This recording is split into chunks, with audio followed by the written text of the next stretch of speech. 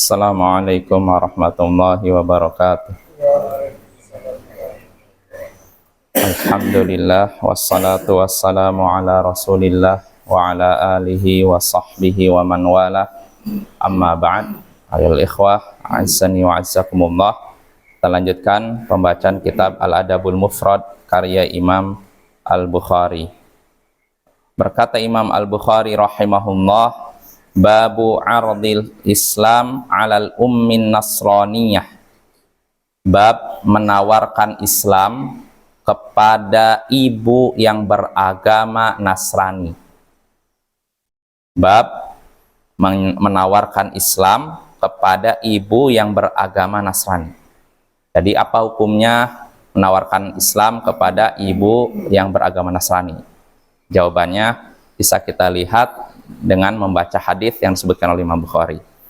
Berkata Imam Al-Bukhari rahimahullahu taala, haddatsana Abul Walid Hisham bin Abdul Malik qal haddatsana Ikrimah bin Ammar qal haddatsani Abu Katsir As-Suhaimi qal sami'tu Aba Hurairah radhiyallahu anhu yaqul.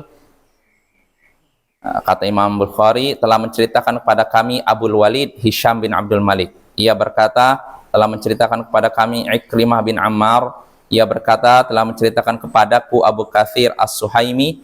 Ia berkata, aku mendengar Abu Hurairah, semoga Allah meridainya, berkata, Ma sami'a bi ahadun Yahudiyyun wala Nasraniyyun illa ahabbani. Tidaklah seorang mendengar tentang aku, baik itu orang Yahudi dan tidak pula orang Nasrani, kecuali dia akan mencintaiku. Kata Abu Hurairah, tidaklah seorang pun mendengarkan tentang aku, baik dia Yahudi maupun Nasrani, kecuali dia akan mencintaiku. Inna ummi kuntu uriduha alal Islam fata'ba. Sesungguhnya ibuku, aku inginkan beliau untuk masuk Islam. Aku menginginkan ibuku masuk Islam, tapi dia enggan. Dia tidak mau masuk Islam. Fakultulaha, maka aku pun berkata kepadanya, kepada ibuku, fa'abat. Namun dia sekali lagi enggan masuk Islam. Fa'ataitun Nabiyya sallallahu alaihi wasallam fakultu ud'ullaha laha. Lalu aku pun mendatangi Nabi sallallahu alaihi wasallam. Aku katakan kepada Nabi, berdoalah kepada Allah untuk ibuku. Wahai Rasulullah, berdoalah kepada Allah untuk ibuku supaya dapat hidayah masuk Islam. Fada'a, maka Nabi pun berdoa ketika itu.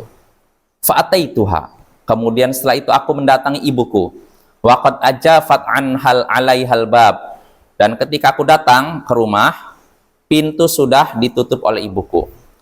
Faqalat, maka ibuku pun berkata di dalam rumah, Ya Abu Hurairah, inni aslamtu. Wahai Abu Hurairah, sesungguhnya aku telah masuk Islam. Tadi didoakan, pas datang ke rumah sudah masuk Islam. Fa akhbartu Nabiyya sallallahu alaihi wasallam, maka aku pun mengabarkan itu kepada Nabi sallallahu alaihi wasallam. Faqultu, lalu aku pun berkata kepada Nabi, ud'ullaha li wa li ummi. Wahai Rasulullah, berdoalah kepada Allah untukku dan untuk ibuku. Dan doakanlah aku dan ibuku. Faqal, maka beliau pun berdoa, Allahumma abduka Abu Hurairah wa ummuh ahbibhuma ilan nas. Ya Allah, ini hambamu Abu Hurairah dan ibunya, jadikanlah keduanya dicintai oleh manusia. Jadikanlah keduanya dicintai oleh manusia. Nah, di sini Bapak-bapak, kita melihat bahwasanya Abu Hurairah memiliki ibu yang kafir. Namun apa agamanya? Kalau dari judul bab Imam Bukhari kan tadi bab menawarkan Islam kepada ibu yang beragama Nasrani. Ya, berarti di sini ada isyarat Imam Bukhari berpendapat bahwa ibunya Abu Hurairah agamanya Nasrani, ya, Bapak ya. Karena asal dari Yaman, di Yaman itu banyak orang ahli kitab, terutama orang Yahudi, dan juga ada Nasrani di sana. Maka sangat wajar kalau memang ibunya Abu Hurairah bukan penyembah berhala, tapi beragama apa? Nasrani. Nah, di sini kita bisa ngambil beberapa pelajaran, di antaranya disyariatkannya mendoakan orang tua yang masih kafir. Maksudnya mendoakan supaya dapat hidayah. Nah, ini termasuk bakti juga anak kepada orang tua ya. Adapun kalau sudah meninggal, jelas tidak boleh. Sudah meninggal, kita mendoakan orang tua yang meninggal dalam keadaan kafir, kita doakan supaya dapat rahmat, doakan supaya dapat ampunan. Ini nggak boleh. Tapi kalau masih hidup, kita boleh mendoakan orang tua yang kafir supaya dapat hidayah, supaya dapat petunjuk. Nah, ini diperbolehkan sebagaimana dipraktekkan oleh Abu Hurairah. Jelas Bapak ya? Lalu di sini juga kita bisa mengambil pelajaran pentingnya doa. Jangan meremehkan doa. Ya. Karena hati manusia di antara dua jari jemari Allah. Maka kita mohon kepada Allah agar menguatkan hati kita, memberikan terus hidayah kepada diri kita dan juga kepada orang yang kita kasihi. Di antaranya orang tua ya. Jangan bosan-bosan untuk mendoakan orang tua.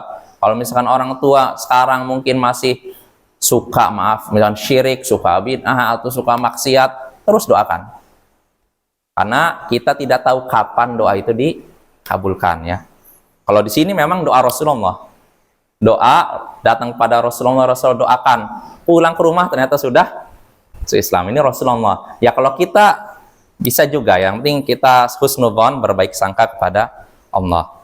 Nah, itu faidah pertama ya. Lalu faidah berikutnya yang bisa kita petik dari hadis ini, dan ini terakhir insyaallah, keutamaan Abu Hurairah. Sebab dia didoakan Nabi agar dicintai oleh umat manusia.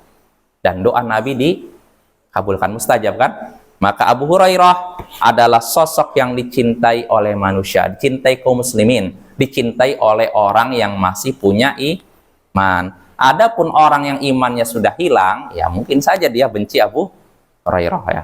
Terus apa ya?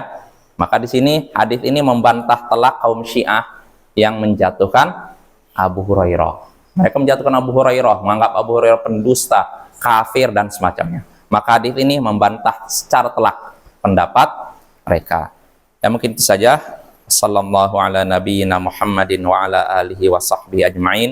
Wa akhiru da'wana anil hamdulillahi rabbil alamin. Assalamualaikum warahmatullahi wabarakatuh.